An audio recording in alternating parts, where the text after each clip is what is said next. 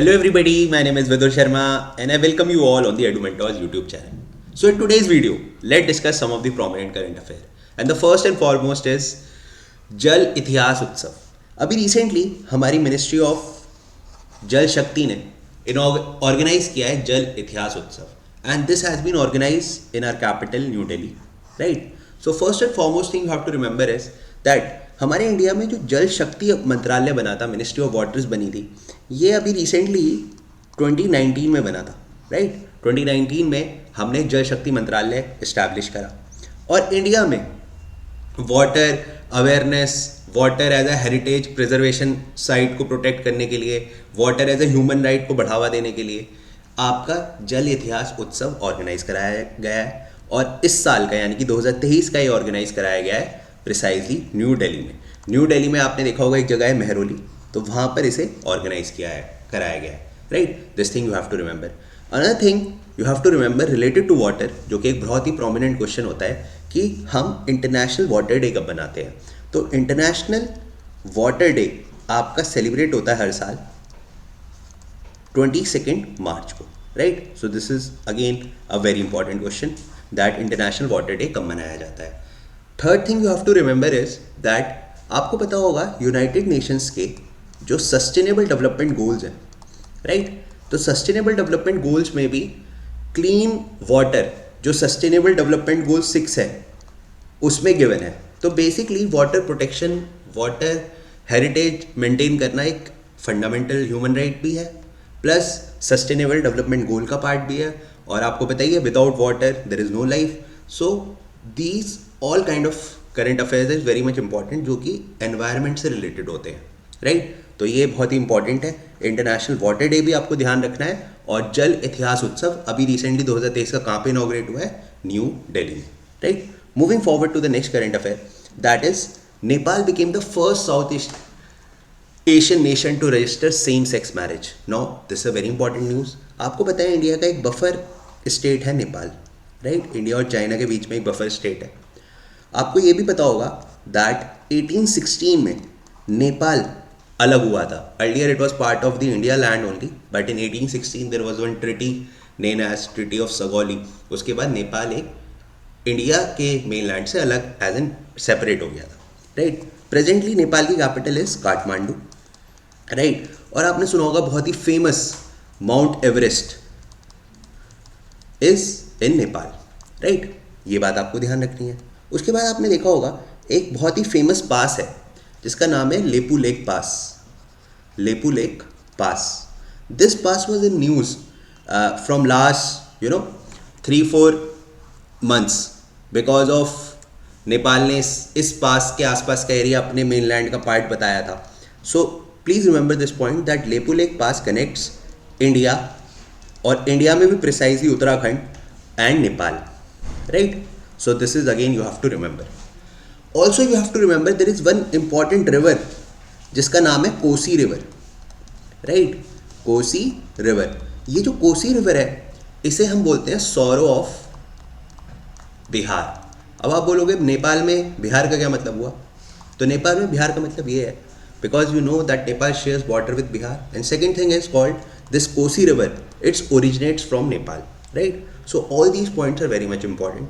ये आपको नेपाल सुनते ही आपको ये पॉइंट्स याद आ जाने चाहिए. इसके साथ साथ अब करंट वाली जो बात है वो ये है कि ये साउथ एशिया का पहला नेशन बना है जिसने सेम सेक्स मैरिज को आपका वो कर दिया है, कॉन्स्टिट्यूशनल कर दिया है, right. This point you have to remember क्योंकि सेम सेक्स मैरिज अभी इंडिया में भी रिसेंटली ही इंडिया में इस चीज़ को डिनाई करा गया है. सुप्रीम कोर्ट ने सेम सेक्स मैरिज को एक्सेप्ट नहीं करा है, बट इंडिया में होमोसेक्सुअलिटी सेक्शन 377 है वो डिक्रिमिनलाइज हो चुका है, right. So this point you have to remember and all other points which I have narrated you is very much important. चलते हैं आगे. You can also see the human right activist they are demanding for the same sex marriage, right. Now to the next current affair. अब ये current affair भी हमारा एक बहुत ही फेमस कंट्री इंडोनेशिया से है. आपको पता होगा दैट जो इंडोनेशिया कंट्री है it is situated near the Pacific ocean. और आपको ये भी पता होगा कि जो पैसिफिक ओशन है वहीं पर वर्ल्ड का फेमस रिंग ऑफ फायर है. Ring of fire that is a place जहाँ पर वर्ल्ड के 27% ऑफ वॉल्केनो और अर्थक्वेक हमें देखने को मिलते हैं, राइट। अब वहीं पर एक बहुत ही फेमस वॉल्केनो है जिसका नाम है Krakatoa, right. This Krakatoa volcano has been erupted recently, right? So you may get this question that Karakatau volcano is from erupted in which country or is in which particular ocean, right? So you have to remember that Pacific Ocean and country associated with Karakatau is Indonesia, right? अब ये कहाँ पर situated है precisely अगर मैं बात करूँ तो सुंड्रा स्टेट जो कि आपकी Indonesia, because Indonesia is a group of islands, right. तो वहाँ पर आपका सिचुएटेड है in Pacific ocean, right. So this point also you have to remember. Generally आप देखोगे हवाई वॉल्केनो है एक यूएसए के पास, काराकटाओ है एक, आपका मेटिगेसी के बाद स्ट्रोम्बोली वॉल्केनो है। ये वॉल्केनो ना हमेशा ही न्यूज़ में रहते हैं because you know every 5-6 month you will get that news कि ये रप्ट हो गए हैं, बिकॉज ये बहुत ही एक्टिव बेल्ट पर है, राइट। जो टेक्टोनिक प्लेट्स हैं ये बहुत ज़्यादा एक्टिव हैं यहाँ पर इस पर्टिकुलर रीजन की।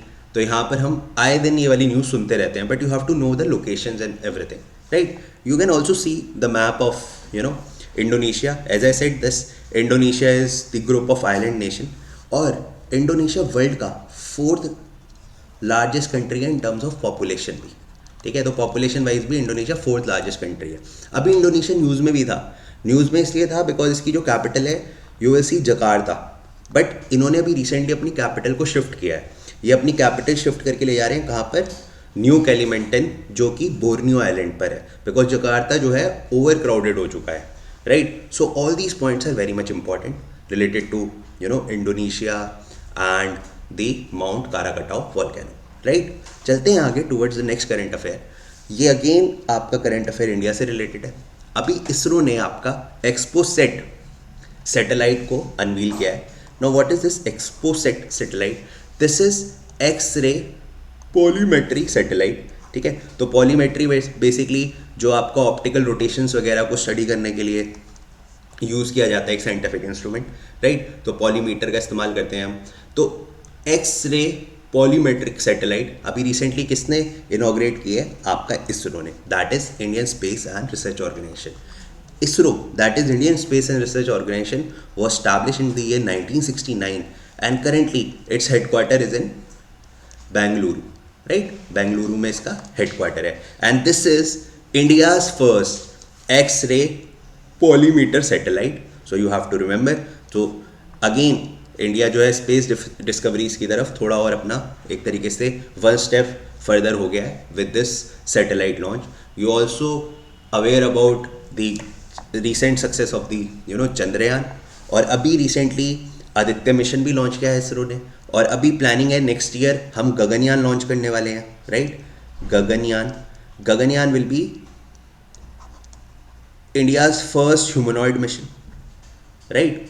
तो ये मोस्ट प्रोबेबली 2024 में हम लॉन्च करने वाले हैं। उसके साथ साथ हमारा नेक्स्ट प्लान है शुक्रयान का, राइट। शुक्रयान आपको याद रखना है that Shukrayaan is for Venus, right. तो ये हमारा आगे का फ्यूचर प्रोजेक्ट्स हैं। जो अभी मेजर फोकस इसरो का गगनयान पर है। Most probably in 2024 you will see the news related to Gaganyaan also. Then Venus की स्टडी के लिए we will be launching Shukrayaan, this thing also you have to remember. And in the comment section do tell me कि हम national space day, right, क्योंकि ये भी हमने रिसेंटली डिसाइड करा है, नेशनल स्पेस डे हम कब सेलिब्रेट करते हैं। This answer you have to give in the comment section, right. चलते हैं आगे to the next current affair. This is related to the India's frontline force, that is BSF, that is Border Security Force. Recently 59th raising day आपका celebrate हुआ है किसका? Border security force का। क्यों हुआ है? बिकॉज 1 दिसंबर को आपका बॉर्डर सिक्योरिटी फोर्स BSF को स्टैब्लिश किया गया था। तो हर साल आपका उसी दिन हम हर एक ऑर्गेनाइजेशन का इस तरह से रेजिंग डे बनाते हैं, right. This point you have to remember. What is the motto of the border security force? The motto of the border security force is duty on to death. You must have heard about the places like Wagah border, है ना, जहाँ पे आप देखने जाते हो Wagah border पे आपका परेड देखने जाते हो, तो वहाँ पर आप देखोगे the area is controlled by BSF, right. आपको पता होगा जब 1965 में इंडिया पाकिस्तान वॉर हुई थी तो उसके बाद आपका बीएसएफ को इस्टेब्लिश किया गया था। और बीएसएफ का जो मेजर रोल है वो इंडिया की जो बॉर्डरिंग स्टेट है वो वहाँ पर आपका जर्नली आपका एक फर्स्ट लाइन ऑफ डिफेंस की तरह वो काम करते हैं। इसमें गुजरात हो, राजस्थान हो, जम्मू कश्मीर हो, नॉर्थ ईस्टर्न स्टेट्स हो like Tripura and all, right. You will see BSF all over this the border region. And इसका रेजिंग डे कब बनाते हैं हम हर साल? 1 दिसंबर को हम रेजिंग डे बनाते हैं। आपको ये भी बताना है कि 1 दिसंबर को हम जैसे बीएसएफ का रेजिंग डे बनाते हैं तो बहुत ही एक इम्पॉर्टेंट अवेयरनेस डे भी होता है 1 दिसंबर को, तो वो भी ध्यान रखना है that 1 December is celebrated as AIDS day also, right. AIDS day भी हम 1 दिसंबर को ही मनाते हैं, तो ये भी आपको याद रखना है बिकॉज अवेयरनेस वाले क्वेश्चन बहुत आते हैं एग्जाम में। एड्स डे, फिर 4 दिसंबर को नेवी डे होता है, 5 दिसंबर को, 10 दिसंबर को ह्यूमन राइट्स डे होता है। तो ये डेज वाले क्वेश्चन आपके, आप ही मान के चलो 1-2 क्वेश्चन फ्री फंड के होते हैं, राइट। सो अगर मंथ के साथ इन्हें याद रखोगे it will be very easy to remember during the time of exam. तो याद रखना 1 December BSF day and also International AIDS Day, right? This is the logo of BSF, right? So I think this is all for today.